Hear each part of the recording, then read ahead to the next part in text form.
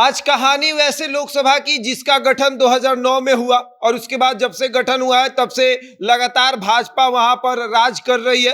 पहले बिहारी बाबू शत्रुघ्न सिन्हा ने राज किया और उसके बाद रविशंकर प्रसाद वहां अपना सिक्का जमाए हुए हैं। और अब कहानी हम पटना साहिब की आपको सुनाएंगे। पटना साहिब जो कि पहले पटना ही था, पटना लोकसभा, उसके बाद दो हिस्सों में बटा, पाटलिपुत्र लोकसभा हुआ और उसके बाद फिर पटना साहिब लोकसभा। आज पटना साहिब की कहानी सुनाएंगे आपको कि वहां का इतिहास क्या रहा है और 2024 में लड़ाई किस किस में होने वाली है। लेकिन उसके पहले नमस्कार, मेरा नाम शशांक पांडे, आप जनता जंक्शन पर मुझे देख रहे हैं, कैमरे के पीछे विशाल खड़े हैं।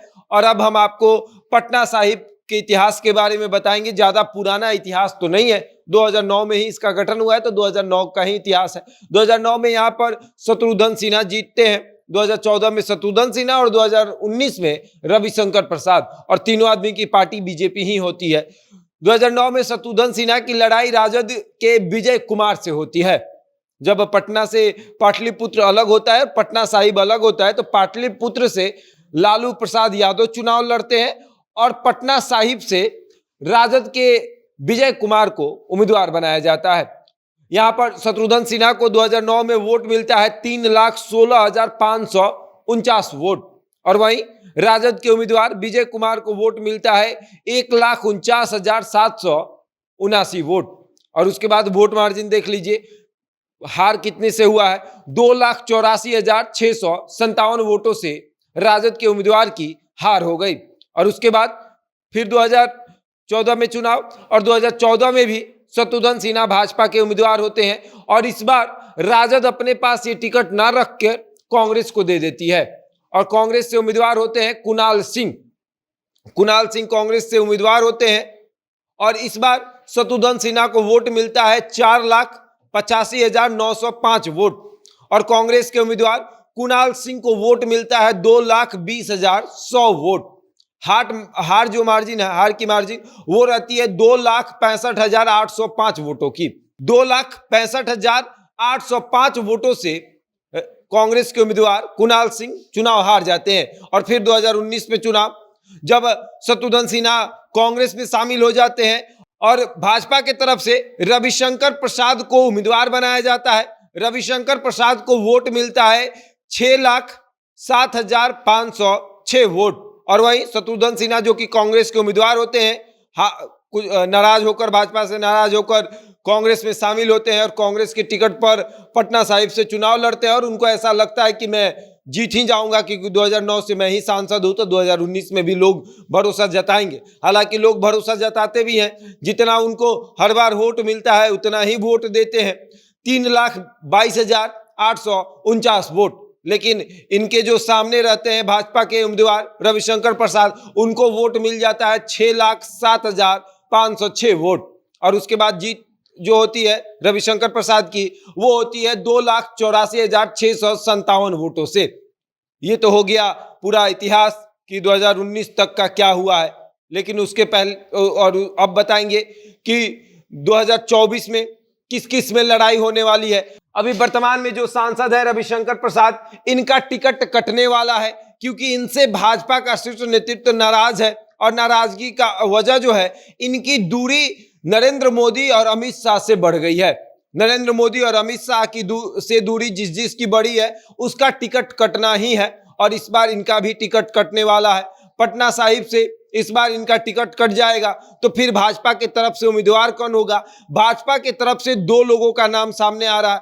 पहला नाम तो ऋतुराज सिन्हा का आ रहा है, क्योंकि ऋतुराज सिन्हा लगातार पटना साहिब से फील्डिंग कर रहे हैं, और इनके पिता का भी मन है कि पटना साहिब से मेरे बेटे को चुनाव लड़ाया जाए। और इनके पिता को भाजपा के बड़े नेताओं में से एक है आर.के. सिन्हा, आपने तो नाम सुना ही होगा, और वो भाजपा से राज्यसभा सांसद भी रह चुके हैं। और अब भाजपा अपने पार्टी में ऋतुराज सिन्हा का कद लगातार बढ़ा रही है। अब इससे ये जाहिर होता है कि 2024 में ऋतुराज सिन्हा को टिकट जरूर दिया जाएगा, क्योंकि 2019 में ऋतुराज सिन्हा दावेदार थे, और उस समय अमित शाह के तरफ से कहा गया कि तुम थोड़ा आराम करो, तुमको हम 2024 में मौका देंगे। तो अब मौका तो ढूंढेंगे ही, मौके की तलाश में है ऋतुराज सिन्हा, देखते हैं क्या होता है। लेकिन एक और नाम है जो कि भाजपा की तरफ से सामने आ रहा है वो है अजय आलोक का, जेडीयू के राष्ट्रीय प्रवक्ता जो कि हाल में ही भाजपा में शामिल हुए हैं। तो अजय आलोक का भी नाम सामने आ रहा है। कहा यह जा रहा है कि शीर्ष नेतृत्व जो है वो नया चेहरा ढूंढ रही है, तो अजय आलोक एक नया चेहरा है भाजपा में। तो भाजपा चाहती है कि पटना साहिब से उन्हीं को चुनाव लड़ा दिया जाए, लेकिन भाजपा ये भी देख रही है कि अंदरूनी जो कलह है वो शुरू हो जाएगा। जो बिहार भाजपा के नेता है वो नाराज होने लगेंगे, क्योंकि उनको लगेगा कि जो नया आ रहा है उनको बड़ा जगह दिया जा रहा है। जैसे कि प्रदेश अध्यक्ष बनाया गया सम्राट चौधरी को, तब से तो भाजपा में अंदरूनी कलह शुरू हो ही गया है। सबको लगता है कि 10 दल घूम कर आइए भाजपा में और आपको बड़ा पद दे दिया जाएगा। उसी तरीके से अजय आलोक है, जेडीयू से आए हैं और उनको टिकट देने की बात हो रही है। चलिए ये तो हो गया भाजपा का कि कौन उम्मीदवार होगा, अजय आलोक नहीं तो ऋतुराज सिन्हा। और ज्यादा चांस मतलब 100 में से 70% चांस है ऋतुराज सिन्हा का और 30% चांस है अजय आलोक का। और उसके बाद महागठबंधन जो इंडिया गठबंधन बना है उसके तरफ से उम्मीदवार कौन होगा, तो वहां पर अभी कंफ्यूजन है। अभी वहां पर इतना कंफ्यूजन है कि हमने तस्वीर भी आपको दिखाया है कि दोनों कंफ्यूज हैं, दोनों ये सोच रहे हैं कि किसको दे। वहां की स्थिति है, क्या करे पटना साहिब से किसको दे।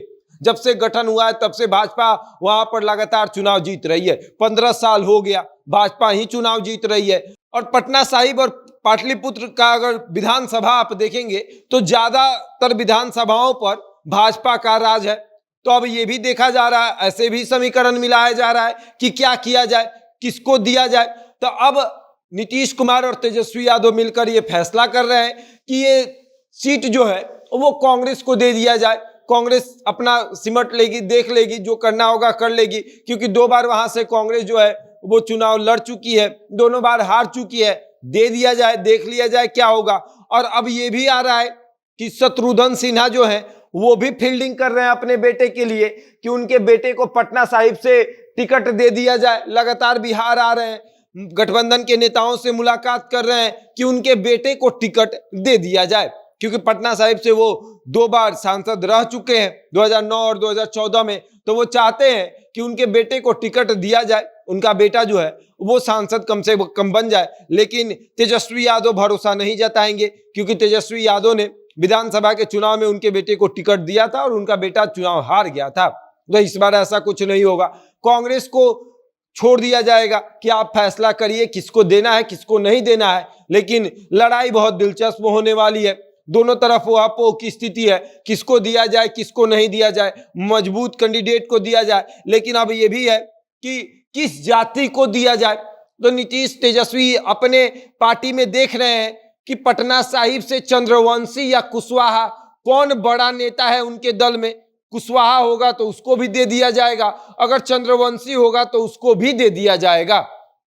अब देखते हैं, नीतीश तेजस्वी अपनी पार्टी में झांक रहे हैं कि कुशवाहा नेता कोई निकल आए, कोई चंद्रवंशी नेता निकल आए तो उनको दे दिया जाए। और कांग्रेस भी अपने दल में देख रही है कि कोई ऐसा नेता है कि नहीं जिसको वहां से हम टिकट देंगे तो जीत कर आएगा, क्योंकि इस बार तमाम पार्टियां अपना अपना क्षेत्र मजबूत कर रही है।